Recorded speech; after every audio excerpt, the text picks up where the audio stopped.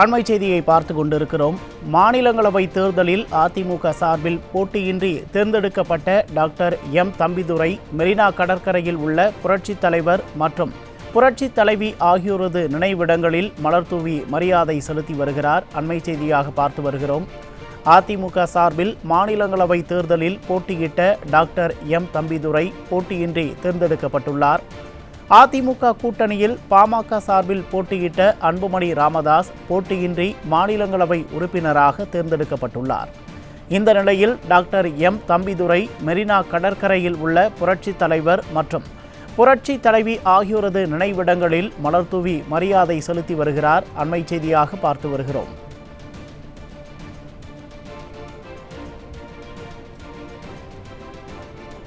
மாநிலங்களவை தேர்தலில் அதிமுக சார்பில் போட்டியின்றி தேர்ந்தெடுக்கப்பட்ட டாக்டர் எம் தம்பிதுரை மெரினா கடற்கரையில் உள்ள புரட்சி தலைவர் மற்றும் புரட்சி தலைவி ஆகியோரது நினைவிடங்களில் மலர்தூவி மரியாதை செலுத்தி வருகிறார். அண்மை செய்தியாக பார்த்து வருகிறோம்.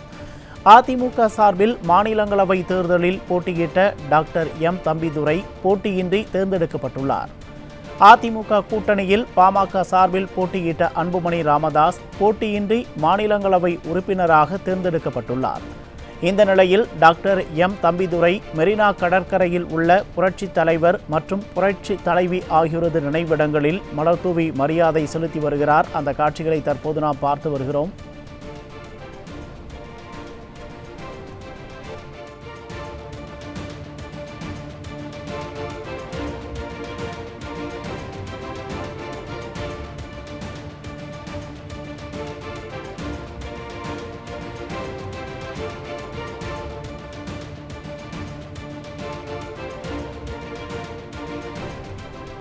மாநிலங்களவை தேர்தலில் அதிமுக சார்பில் போட்டியின்றி தேர்ந்தெடுக்கப்பட்ட டாக்டர் எம் தம்பிதுரை மெரினா கடற்கரையில் உள்ள புரட்சி தலைவர் மற்றும் புரட்சி தலைவி ஆகியோரது நினைவிடங்களில் மலர்தூவி மரியாதை செலுத்தி வருகிறார்.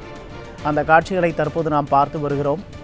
அதிமுக சார்பில் மாநிலங்களவை தேர்தலில் போட்டியிட்ட டாக்டர் எம் தம்பிதுரை போட்டியின்றி தேர்ந்தெடுக்கப்பட்டிருக்கிறார். அதிமுக கூட்டணியில் பாமக சார்பில் போட்டியிட்ட அன்புமணி ராமதாஸ் போட்டியின்றி மாநிலங்களவை உறுப்பினராக தேர்ந்தெடுக்கப்பட்டிருக்கிறார். இந்த நிலையில் டாக்டர் எம் தம்பிதுரை மெரினா கடற்கரையில் உள்ள புரட்சி தலைவர் மற்றும் புரட்சி தலைவி ஆகியோரது நினைவிடங்களில் மலர்தூவி மரியாதை செலுத்தி வருகிறார். அந்த காட்சிகளை பார்த்து வருகிறோம்.